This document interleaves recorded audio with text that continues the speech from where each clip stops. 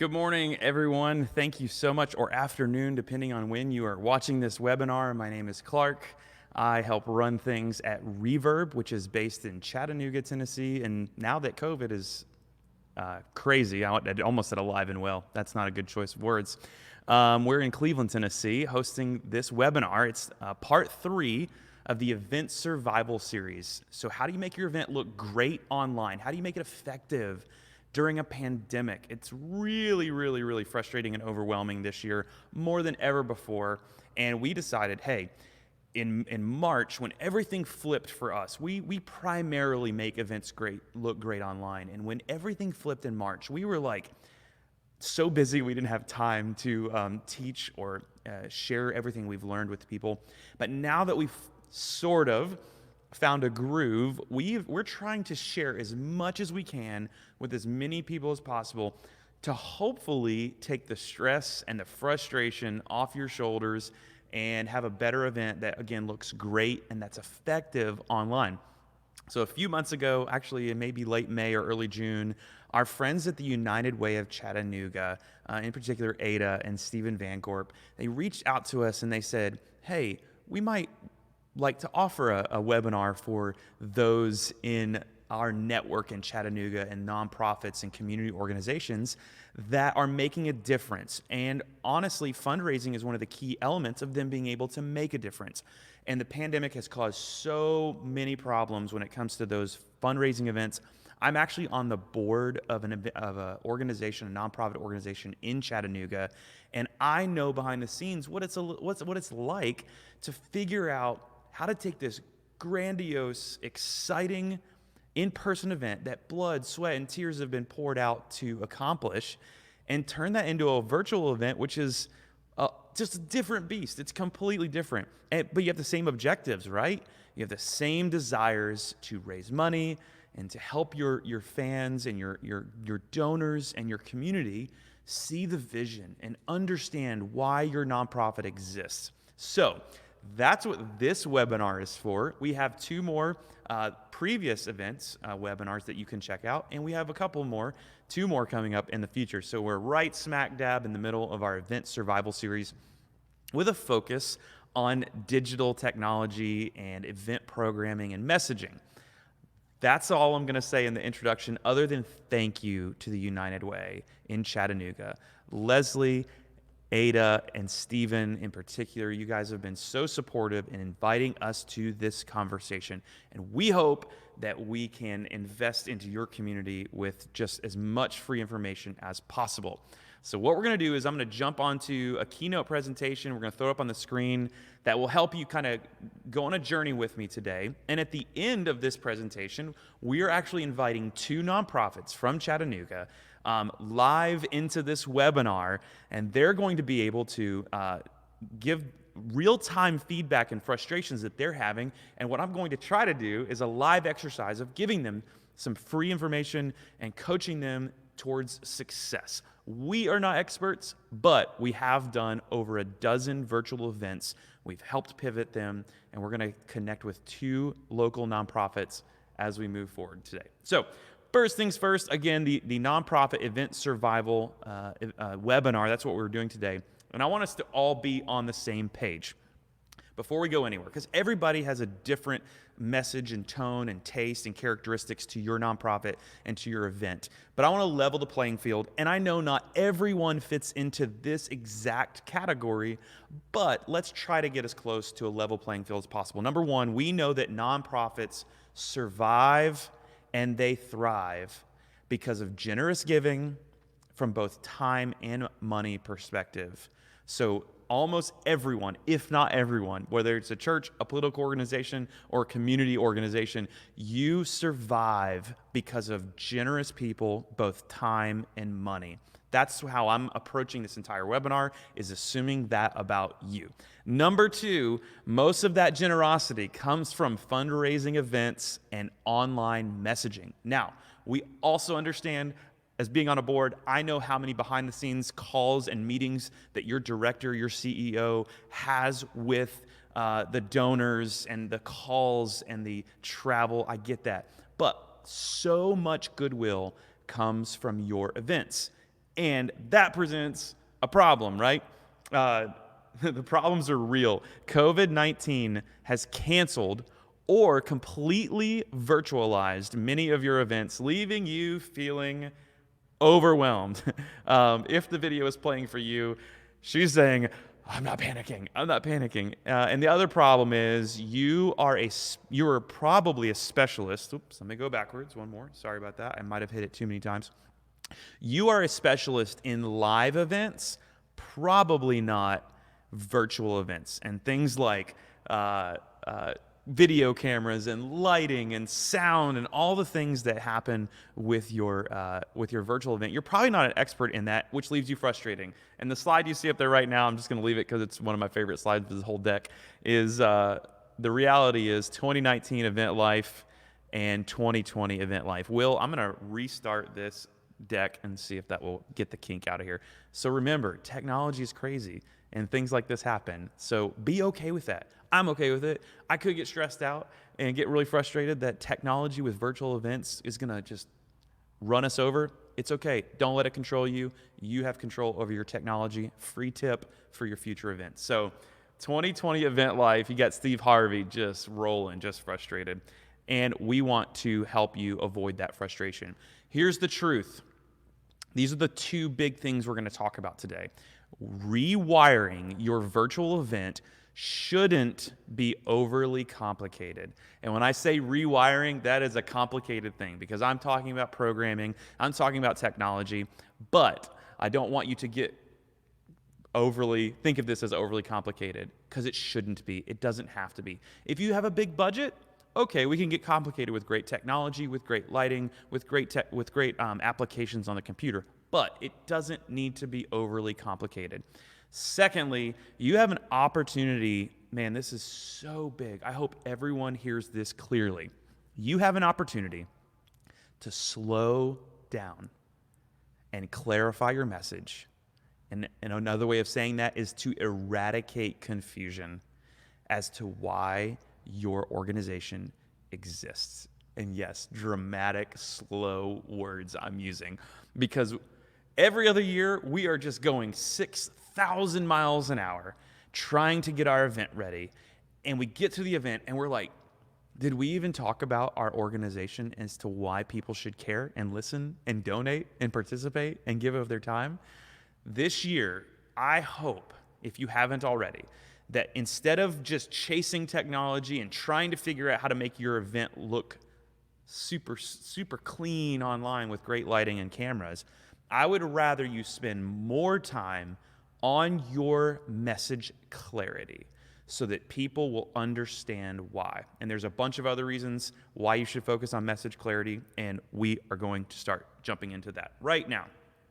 Number one, clarity is key. Here's the deal. If you follow our friends up in Nashville at StoryBrand and Donald Miller, this is their big line. If you confuse, you lose. So we want you to eradicate confusion and become clear in your messaging. And you're like, well, I thought this was about virtualizing your event. And here's the deal. It is so important. Here's why. One of the benefits of an in-person event, way back in 2019, feels like 10 years ago, right, is that people are forced to pay attention due to peer pressure and being in the room. Being unclear will get a pass during in-person events because no one is going to just walk out when you lose their attention. Okay, actually some people will walk out. I got to go into the restroom real quick, get up from the table, you scoot the chair, it's real loud, you walk out. The point is not many people are just going to get up because you've lost their attention. That is not true this year. And this year, let's see what's going on again with my deck here. This year, what's happening is at a virtual event, you are already at a disadvantage because you lose that added peer pressure to, quote, pay attention. Your guests, this is funny, maybe not funny, maybe you'll get it, maybe you won't get it. Your guests might be mowing the lawn with their AirPods in while their kids are chasing them with their, safety first by the way, while their kids are chasing them with their lawnmower and they're supposedly attending your virtual event, barely paying attention. And all I'll say to that is, I've been mowing the grass and listening to a Zoom call with a large group of people. That's why I use this example. The point is, you have no idea what the people on the other side are doing. And if your words aren't crystal clear, they are going to pay attention to the TV, to the kids, to the yard that they're mowing, to the boat that they're driving, to the car that they're sitting in. They're going to be paying attention to other things unless your words are crystal clear and talk very specifically about how the attendee, their story, fits into your story. Not your story fitting into their story, but how their story fits into the greater narrative. We're going to unpack that just a little bit. You might have already seen this slide, but another thing, might be another example. I don't know. You might be sitting, your attendees might be sitting on a treadmill watching your live event, acting like they're getting something done. So there are many ways your attendees might be distracted. The first step to survival, like I've been saying, is words truly matter. Before you get to event technology and programming, you need to get back to the basics of writing, because words are far more important than any technology solution for a virtual event. And again, this is really a rub sometimes when I talk to clients and organizations. They're like, oh, we understand. We know who we are and what we represent. But have you actually put those words through the framework of what your attendee is experiencing, feeling, dreaming about, desiring? Like, why are they sitting there? Are they sitting there because their husband or their wife invited them to the event to sit with them? Or are they there because they feel a desire to support and partner with your organization? And do the words that you use match where they are in their life? So again, your in-person events have been on cruise control. You probably just keep repeating what you've always been saying. It is more important than ever to clarify your words and get them right this year, because they're not in front of you. It's so important. I want you to answer these 4 questions if you don't know where to start. You can take a screenshot. You can go back and watch this. You can write them down. I don't care what you do. These are very, very, very important questions, though. Number 1, what does your attendee want? Or what do they aspire to become? And that sounds lofty, and why would I waste time figuring that out? This is why. Because if I'm going to give time and money, at the end of the day, I don't care as much about the organization as I do how it affects my life. If I'm going to give money, it's typically going to be because I want, let's say, Ronald McDonald House, Charities of Chattanooga. I want to feel like I'm part of helping families. That's the want. That's the key word. I want to feel like I am making a difference with local families in crisis. Not just because I know some great people down there, because I want to feel that. And if you don't think that's what most other people are thinking, I encourage you to read books like Building a Story Brand or Marketing Made Simple, Jeff Henderson's For book. It's about what are you for and what do people think you're for. So make sure you can answer the question for your attendees. I want to be part. I want to feel connected to something bigger. I want to give because my friends are giving. There is a want that you have to uncover. Number 2, what problems get in the way of the attendee getting there, to the want, to the aspiration, to the desire? Typically, that's, I don't know this organization very well, or I'm giving money to a bunch of organizations. I don't know which ones to give. I don't know which ones to trust. Are they using their money well? Are they serving the causes that I believe in? Because I want to partner with people that are making Chattanooga a better city. Do you really understand the problems that they're facing mentally? Because again, if they start listening or watching and you haven't talked about the problem very, very quickly, you're going to lose your audience. If you think of a great movie, Liam Neeson, if the problem is solved in a Liam Neeson film in the first 5 minutes, you've lost them. The audience is out. They're not going to continue watching the movie because the problem is solved. So you have to keep the problem front and center. But most importantly, you have to understand the actual problem itself. Third question I want you to ask and be able to answer for your virtual event is, how is my organization positioned to help get the attendee to the place that they want? How are we going to give them a plan? How are we going to direct them down the right path through our messaging in our event, through all the program? How will we guide them from where they are around their problem to their solution?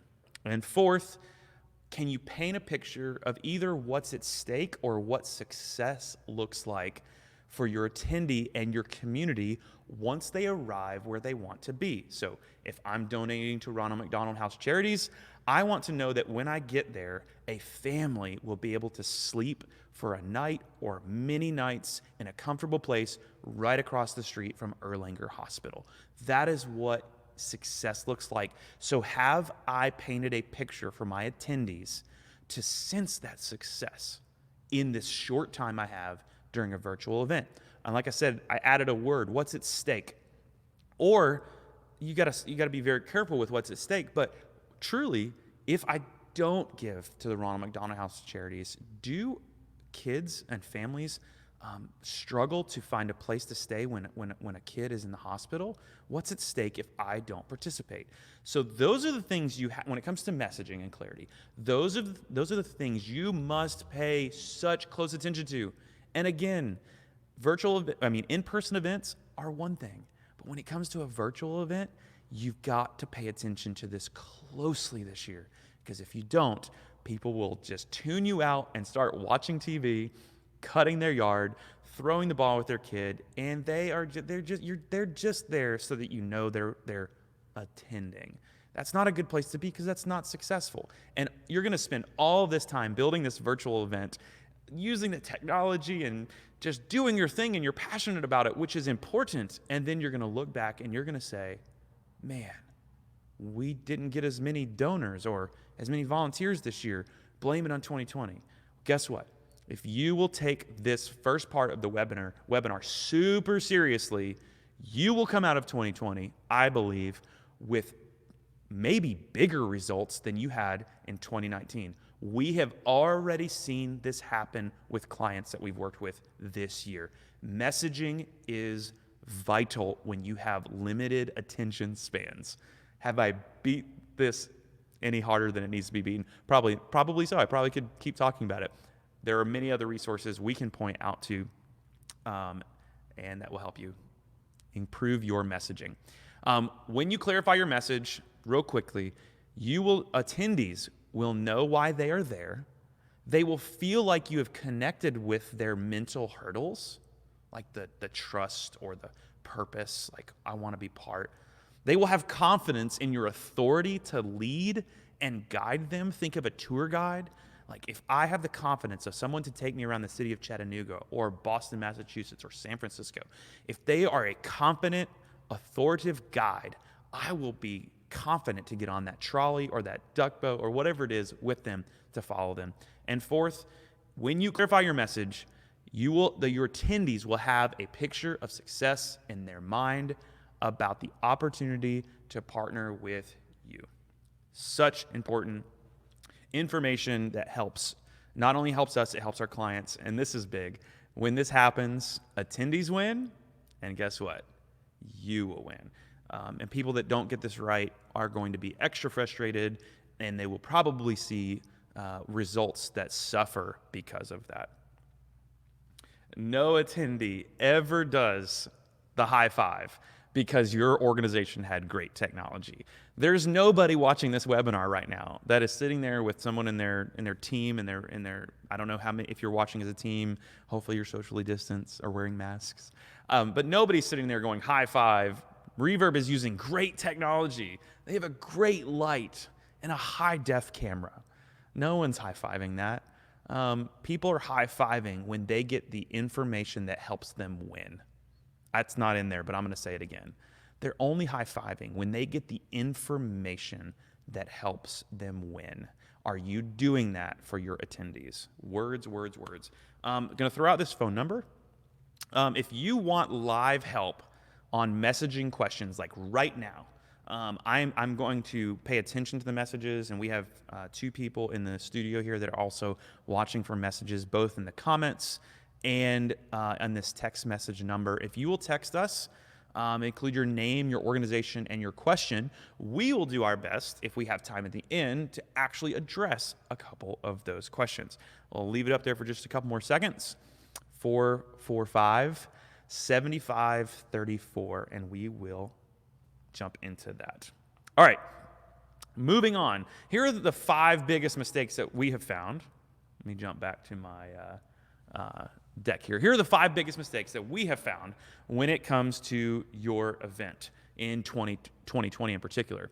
Programming like it's 2019, and that has a little similar twist to using the right words. But programming means, what's your intro? Who's the host? What are the sections divided up? How long are the sections? So anybody that takes their 2019 event and puts it over top of your 2020 pandemic event, virtual event, you're going to get it wrong. It's going to fail every single time. There might be the exception, but chances are, what we have found, there are no exceptions. You've got to reprogram the actual event itself and make sure it flows in a clear and concise manner, the entire event. Number 2, a lack of virtual interaction. The fact that we gave you a phone number to text, the fact that you can also comment on Facebook and LinkedIn and YouTube and wherever you're watching today, those things, if you don't incorporate those things, you don't open the door for your audience and your attendees. Even if they don't jump in, you still want to open the door for them to ask questions and to encourage and to cheer on your organization. So if you don't have virtual interaction, you're making a big mistake. Number 3, the event is too long. Oh my goodness. I won't even get started on how hard it is to keep people's attention. And the events that you put on in person are sometimes 2 hours long, 3 hours long. Who in the world wants to go to that long of an event? Very few people. Put it online, you're going to lose an enormous number of participants. Your audience is just going to fizzle. And you don't want that. You need participation, you need donors, you need sponsors, you need partners. So don't make a long event. I'm going to show you an example of a program in a few minutes. Make sure you keep your event short and concise. Number 4, a boring host. Again, virtual is so much harder in many ways, but it's pretty simple to find a charismatic leader in your organization that is really good talking on camera, that is conversational. I don't know if you can tell, I'm trying really hard. This is not easy. It's not natural for me to look into the camera and use body language and emotion and cadence and empathy and authority. It's not natural to look at a piece of glass in front of me to do this, but someone in your organization that can step and look into that camera and talk to an audience outside as if they're sitting right on the other side of the camera, you really need to have someone who can at least be the host. So sure, your CEO, your director, your managers and your partners, they need to be featured in your event. I get that. But do you have a host that can make it more comfortable for the CEO, for the partners, and for the team members and the storytellers? Make sure you have a great host who can hold everything together. It's so important. Number 5, big mistake, is overcomplicating technology, especially without help. It is so easy to focus on the adapters and the lights and the connections and the internet and all those things that you need, and you overcomplicate it unnecessarily. And I just don't think that is important enough to put too much emphasis in. Yes, does it make your event look better and cleaner and sharper? Absolutely. But you need to get some other things right first. I'm going to jump into one of the last sections here. I have 2 more sections, including this one, and it is talking about program. So let's rewire your event program. After messaging, we're going to turn to programming. This goes back to building a story brand, and you can unpack this in there, but people track with stories. So I want you to write an event program that looks more like a narrative than a spreadsheet. It's so easy. We do it ourselves. And you need the spreadsheets, don't get me wrong. But before you create the spreadsheet with each time and each person and what they're going to say and what their bio is and what their Instagram handle is and all those things, stop and write a narrative. Write an arc just like this. You can use this, take a screenshot, do whatever you want with it. But after you get your messaging right, I want you to write an event program that looks more like a narrative arc than the spreadsheet. First thing is important is that it's laser focused on the words that I talked about earlier. Is it laser focused on the want and the problems that your attendee is feeling and experiencing? If you open your event and don't start talking about the wants, the frustrations, the things that they are there to, why they're there to listen, the community problems, and how I want to see this happen in my community, but I don't know how to get there. Are you talking about that problem of not knowing how to get there to help your community and the people in your organization who you are serving? You've got to be laser focused to talk about that. Authority. How are you positioned to be the guide? I've already talked about this, but it is so important that you, I don't know why my screen keeps changing, but I'm going to go back again. How are you positioned to be their guide? The third point at the top of the narrative arc is probably your keynote presenter that you've invited. Is he or she on point with your messaging? If you're just inviting a keynote speaker that's come to talk about their next book release, the narrative is going to fall apart. You might get a bunch of attendees to be there, but they're going to leave going, I don't really understand how that connected. And they're going to be confused. And what happens if you confuse everybody in the room?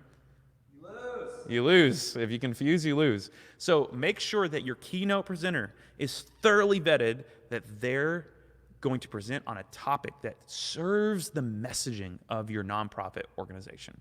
So important. And the fourth step in this narrative arc is the plan. Have you created a clear plan as you're landing the plane? Have you created a clear plan to make a difference? That is so important, because after you've talked about the problem, talked about what they wanted, are you just going to leave them with a foggy, unclear plan to actually do something about what they want and the problems that they're facing? Do you have a clear plan in the programming of your event? Is there someone that gets on the stage and says, you've heard a lot tonight about ways we can help children and families who are suffering crisis in our local hospital. Here are 2 or 3 ways you can help. And maybe you play a quick video. Maybe you give 3 or 4 points of a plan to actually participate in this narrative. Last but not least is the call to action clear. You might be like, well, the plan and the call to action, aren't they the same? They're not actually the same. They're a little bit different. The plan is to help me feel confidence towards following you. The call to action is, what's the very first step that I need to take to following your plan? That might be a button. That might be a text message like we gave you today. That might be go to this landing page or this website and fill out a form. Go watch this video. What is the very first step that you can take towards partnering with the organization that you are running? How can Clark help Ronald McDonald House serve families in Chattanooga? What is the clear call to action? All right. That's the program narrative that I want you to follow. And again, you might be like, technology. Don't worry, I'm going there next. Technology is next. But programming is so important to a successful 2020 virtual event. And the last thing before we talk to some nonprofit leaders in our area is technology. We want you to rewire your event technology, okay? And I'm going to give you, I think, 4 different technology examples of how you could host your event virtually. The first one being the simplest, with no lights, no big cameras, no microphones, none of that fun, exciting stuff. But number 1 is Facebook or YouTube. There are some other things out there you could use, but Facebook and YouTube would be primary. All you need is a computer and a webcam, and most of your computers have a webcam. And honestly, you might just use a mobile device, your smartphone or your iPad, your tablet, I should say, to make sure I'm fair to everyone out there. You can probably stream your entire event right there. If your virtual event just requires you to do something, you can start there. The interaction would be attendees can comment. The pros are low budget and low tech. Means you don't have to have too much understanding of anything. My parents could do it if they needed to. The cons would be limited capabilities and limited interaction. The next would be a Zoom style event, which many of you have probably participated in, and most of you are probably fairly comfortable with Zoom these days. All you need is a computer and a webcam, or built in, and same thing, you could use your mobile device. Attendees can see each other in some or most scenarios. They can comment, and if you invite them, they can be heard. You don't want to make a big mistake that we have made before where anybody can just start talking.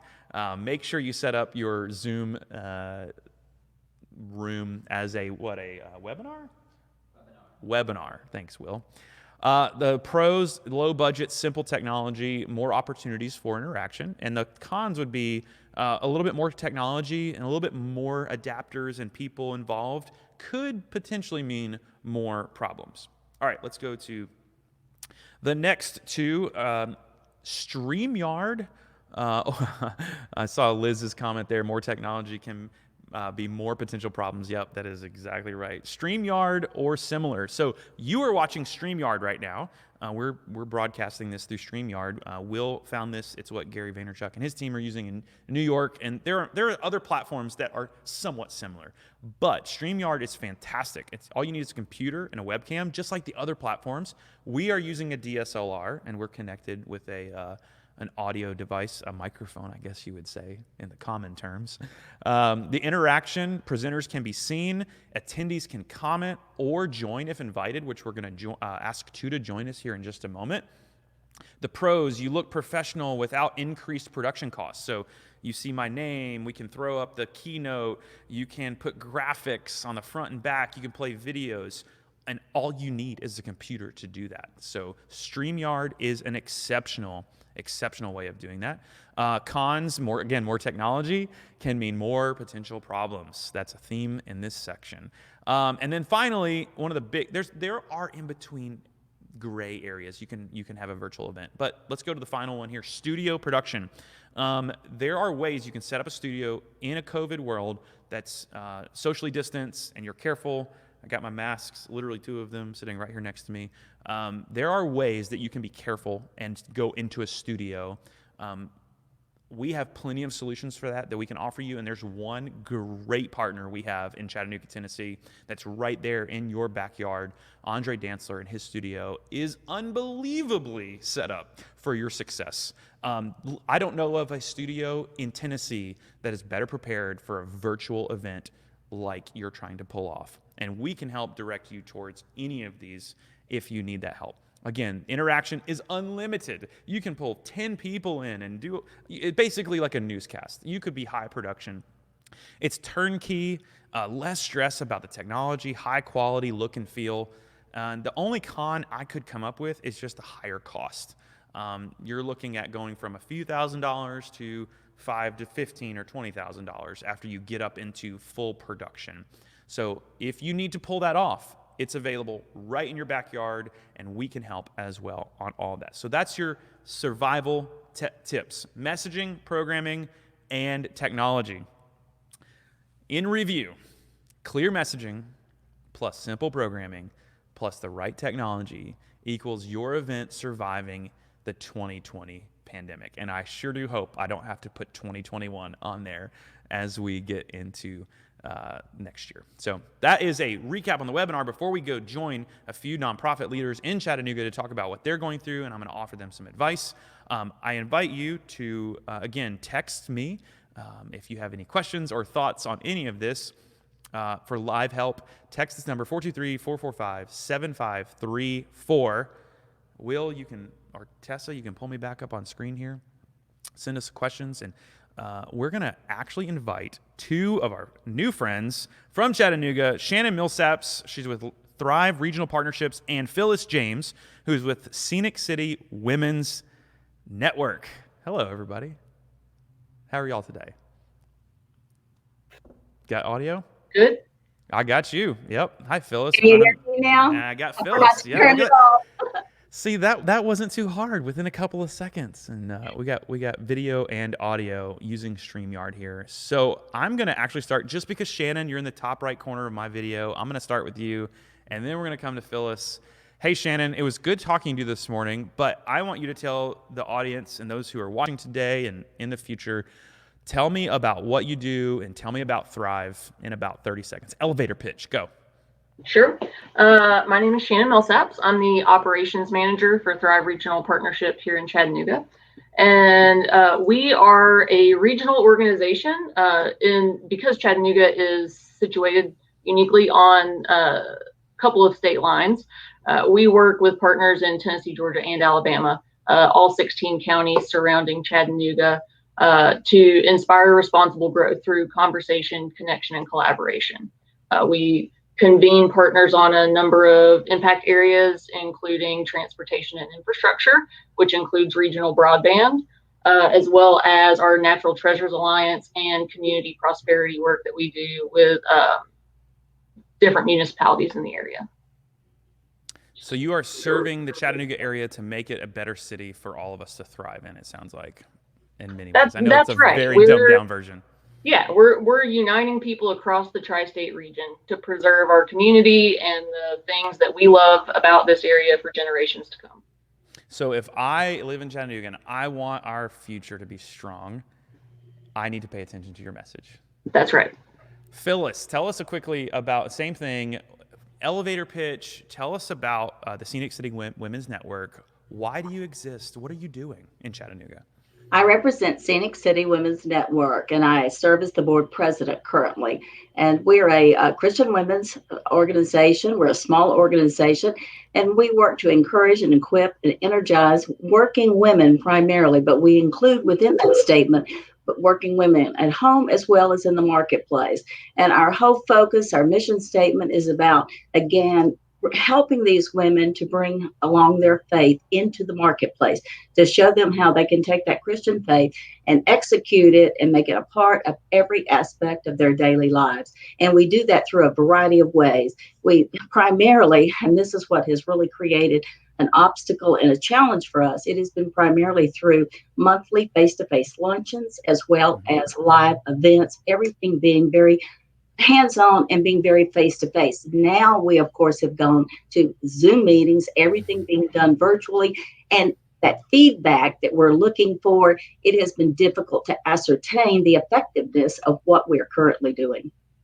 So if I'm a female in Chattanooga and I want to be connected and I want to grow and I want to find whether it's work or relationships or partnerships in the community, I need to go to the Scenic City Women's Network. Yeah. If I want those things, you're the partner I am looking for. Right. We're about relationship building and, again, walking alongside people to create a faith walk that shows them how they can be very relevant in all aspects of their lives, that they don't have to leave their faith at home when they go into the workforce and into the marketplace. I love that. So I'm going to ask you, I hope everyone that's watching and the two of you see kind of a theme and a trend here in what I'm doing. And I'm going to ask you both this next question. When it comes to your event, what are you wanting? What are you actually wanting? Are you wanting time, money, energy, resources, good PR? What is it when you have an in-person event or a virtual event? I don't care which one it is. What is your organization wanting to accomplish? Let's go with Shannon first. Absolutely. We are, I would like to think, known for highly interactive events. So I will dovetail what Phyllis mentioned, that's been very difficult in a virtual environment, but are finding ways to do that. Overall, we continually seek to engage a cross-sector audience on a number of issues with all of our events. Granted, as a nonprofit, revenue generation is a part of that. Ultimately, though, our goal is to convene stakeholders around a number of issues and brainstorm and find solutions to those problems in this area. Awesome. Phyllis, what about you? What are some of the wants, the desires that Scenic City Women's Network, what are you wanting to accomplish with an event?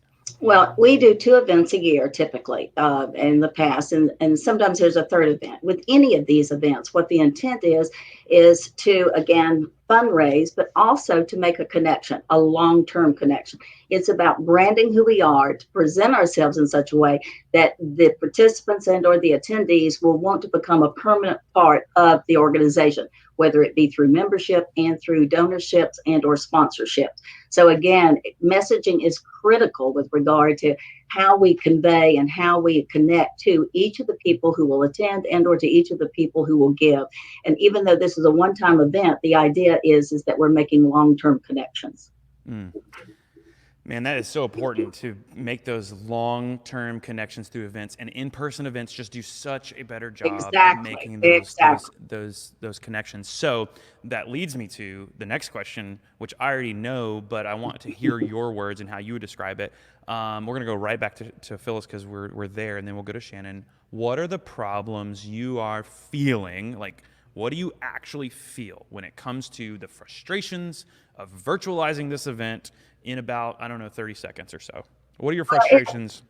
Again, for us, we're a small ministry. So my first reaction when we start talking about changing the platform, changing into a new environment, it's number one, cost. What is it going to cost? Is it going to actually work for us? Or can we get the sponsorships to make this happen in order to see the right kind of results? Okay. And then secondly, how do we pull this off and reinvent the event that it makes sense and or it is entertaining and or it captures our audience through the virtual process?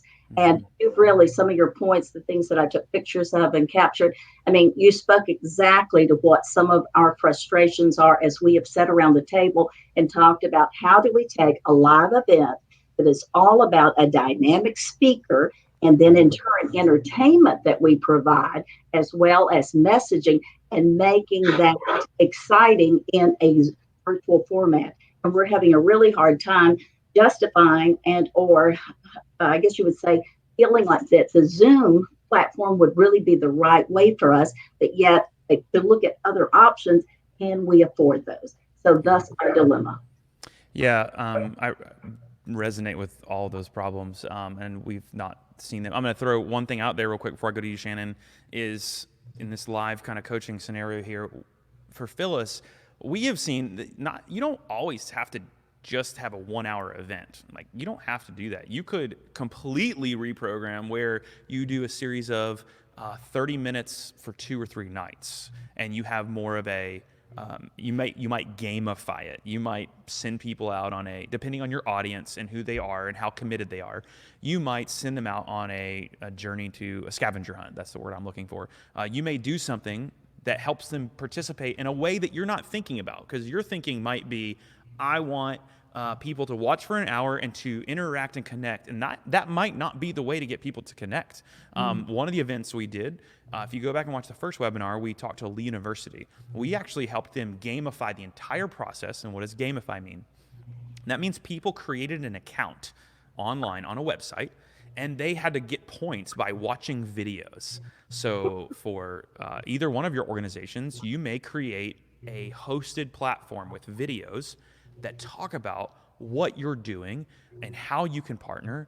And as you get those points, it might represent more giving. I don't know. The more videos you watch, maybe a donor is willing to give more money, so you get more participation. I'm just shooting from the hip on that, on applying it to your nonprofits. But I want you to be really intentional, not to think I have to have a 1 hour event and try to get people to connect. I know the examples I showed in the webinar docs or in the deck. Side note here, some people said they had a hard time seeing some of the slides. Guess what? We're going to send them to you for free. So if you had a hard time seeing them, we're going to give them to you. Just give us some time, because we weren't planning on giving them to you, but give us some time and we'll make sure we get that link That sent would be out to you. great. We'll post it in the comments and we'll email it. So I know the deck talked about like a 1 hour event. I want you to be free to think outside of that box. Okay? And I think that is our challenge. And you're really, like, even this is, as you say, inspiring and making me think we got to be thinking out of the box. Yeah. Yeah. You absolutely cannot just cruise into 2020 with these events. Shannon, talk to me about some of the problems, the frustrations you feel that you're up against as you virtually 2 weeks, you're 2 weeks away from your event, right? That's right. We have an event coming up in 2 weeks that is now virtual, but when we started planning this late last year, January, even parts of February, was an in-person event. I will say that this being virtual has been a bit of a cost saving for us in a lot of ways, because we're not renting a venue and making sure we have catering and all of the things that come with that. On the flip side, we've taken what was supposed to be a half-day event with an after hours and condensed it, distilled it, if you will, into about an hour and 15-minute event that will be virtual. And that is because over time, as we've done webinars, we ourselves recognize that staying plugged in virtually for more than that is difficult. Also, what I'd say probably one of my biggest, not necessarily frustrations, maybe a pain point, is that with virtual events, we've learned that people are much more likely to commit last minute. So it's much more difficult for us to gauge on the front end what sort of participation we're going to have. Sure. And even then, with a registration, someone may or may not show up. Back to your point about being in a room and feeling that peer pressure and not getting up and walking out, that's much more difficult. Fortunately, the way that we are approaching tackling a portion of that is front loading our event with the majority of the information. This event is not a fundraising event specifically. It is more of a report out on a grant that we've been working on with FHWA, TDOT, and other partners of ours. So our steering committee decided, and we went out and we'll now have an opening hype video, if you will. And that is going to, in a much more concise way, in 2 to 3 minutes, really get to the heart of the information that people can expect. We're hoping that's not going to be a giveaway of the information, but that is going to be what people engaged. Ultimately is a very distilled version of why they need to stick around and why that's important. So I would say the biggest pain point, part for me is those last minute commitments and finding ways to combat that. Yeah, you make me think of a couple things, Shannon, when it comes to those last second commitments and how you can take this event and prepare for your next event. Because this is all new for so many of us, we have got to take every opportunity to learn each event we do. And I realize the two of you don't have the vantage point that we have had when it comes to, we've done 12 to 20 events somewhere in that neighborhood over the last couple of months. And so we've seen a lot of things that we want to help people avoid and pitfalls that can save you time and money. And I love hearing that you say you saved a lot of money. I actually had that in the deck earlier and I deleted it. But virtual events can save you a lot of money, a whole lot of money to put towards better things. You can also use some of that money to go towards more of a studio event moving forward. We've heard a lot of people call us and say, we did an event and it was so stressful with virtual. Can you come in and help us just make it look simple and take the stress of technology off of us? The second thing I want to say is that front loading that you told me, that you mentioned, front loading the information. I think that is brilliant. Like, you have to get people's attention and capture it within the first, couple of seconds, but at most the first 5 minutes. My only encouragement or suggestion to consider, I have not seen your program, I have not seen your scripting, I haven't seen the hype video, but I would make for certain that you talk about the want and the problem somewhere in those first 5 minutes. Because again, if you go to a movie and that movie doesn't identify what the character wants and the problem they're facing, not you, not Thrive. People don't care about Thrive as much as they care about what they want and the problems they face. You can bring Thrive into the conversation quickly as the guide, but don't do it immediately.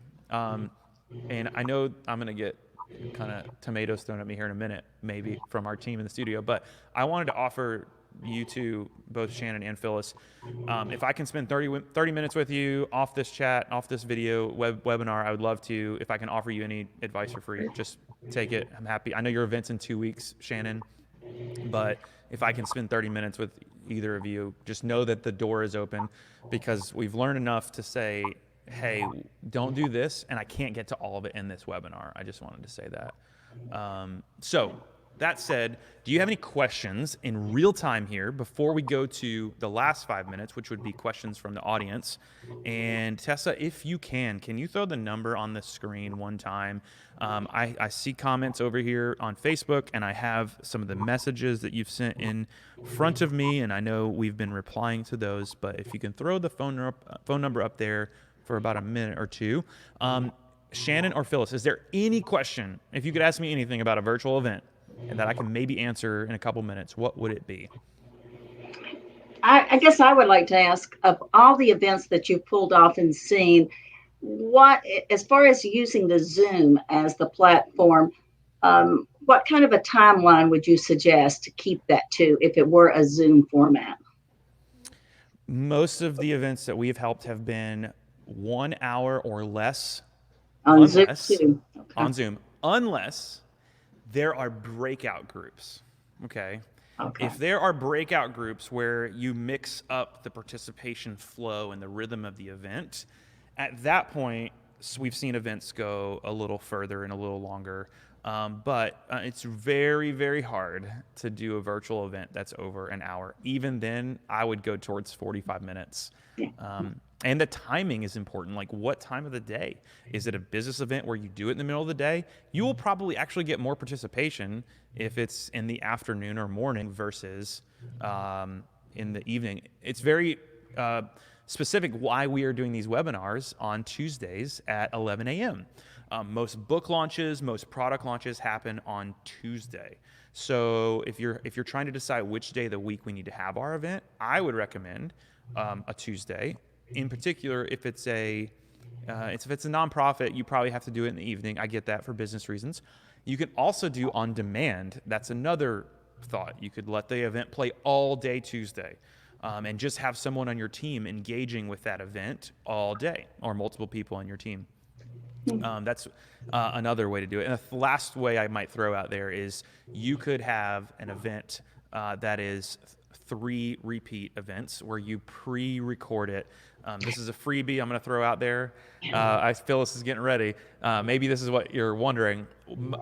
I pushed back on this at our very first event. So quick story. We were in Nashville, Tennessee at the SEC men's basketball tournament on the court on maybe Wednesday or Thursday morning in March. And I saw the commissioner of the SEC walking across the court. He had just made a statement that the tournament was canceled.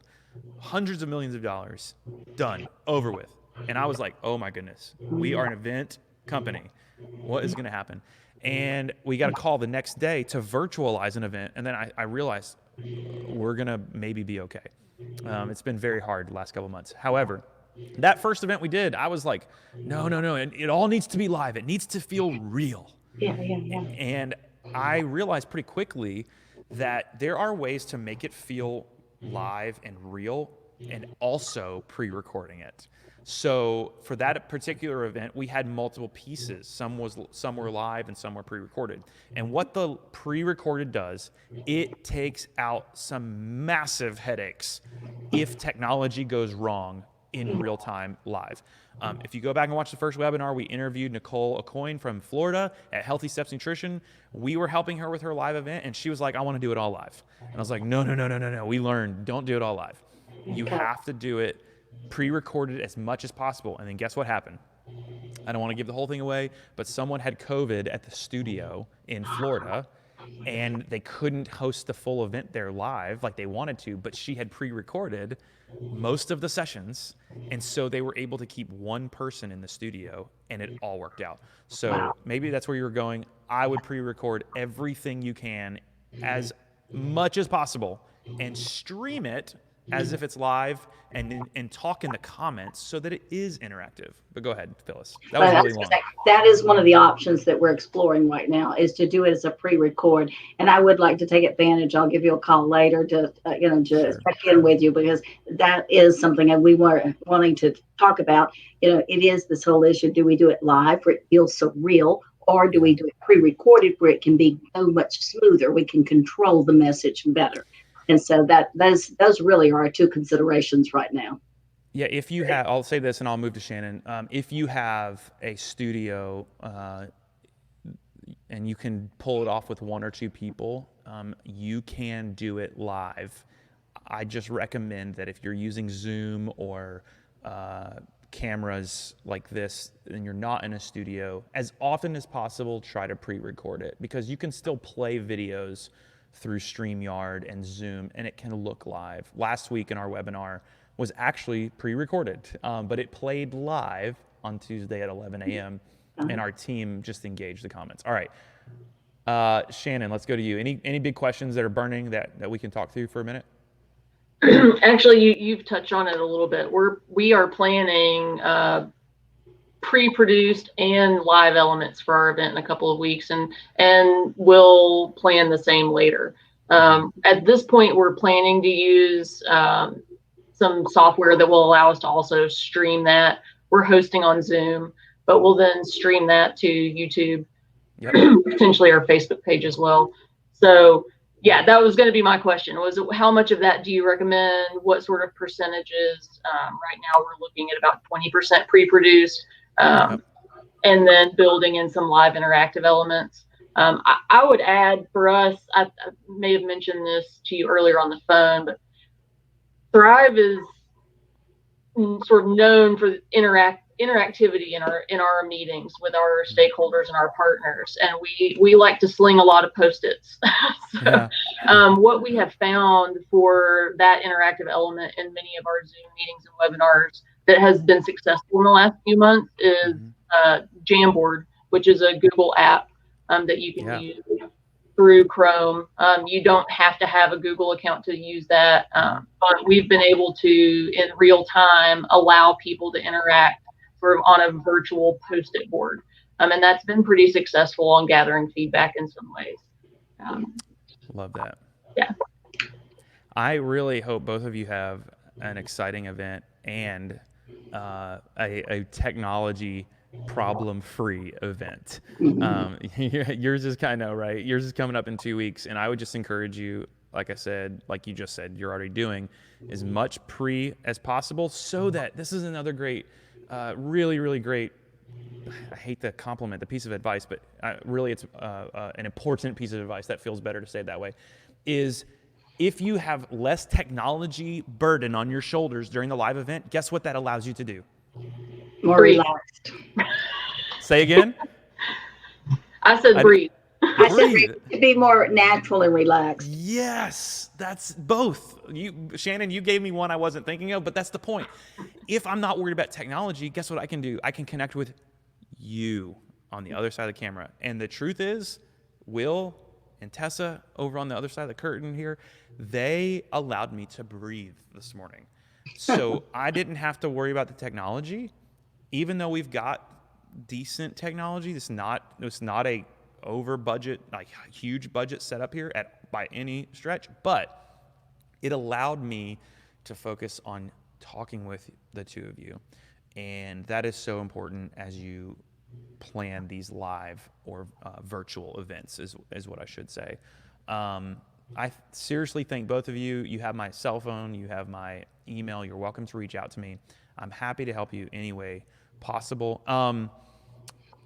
Will and Tessa, I'm scrolling and seeing a couple of comments here and there, a lot of good and valuable insight and wisdom. Awesome. Thank you, Andy and Liz, and all of you who have commented. Tiffany, I think I saw you in there. Anybody have any questions that I didn't see that I need to cover?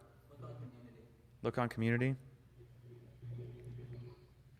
Yeah, it's not loading, which is great. Tell me what, right here. Liz Hickson.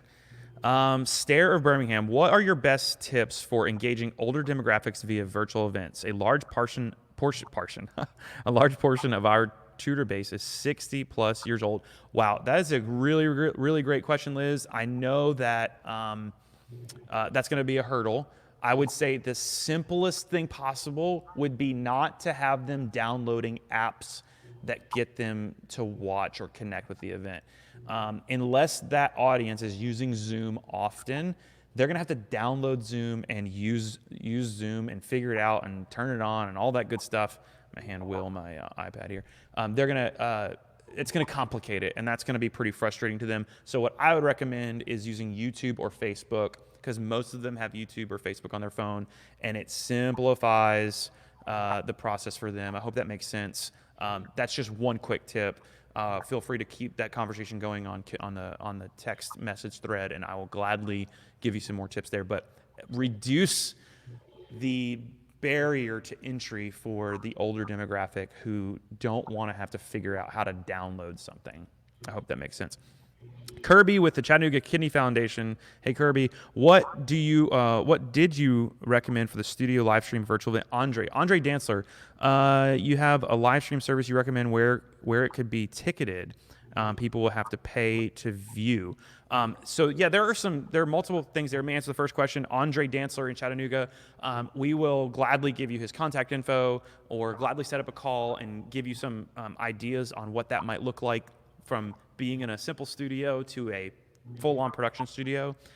There's nobody that has more equipment and ready for you than Andre Dantzler there in Chattanooga. We'll give you his info. Looks like Will has already replied to that. And a live stream service that allows you to recommend where it could be ticketed. So typically what people are doing when it comes to a ticketed event is what we call a paywall, where you have to pay through a service to get behind the wall to watch the live stream. Will, what's a good paywall? Any ideas on a good paywall?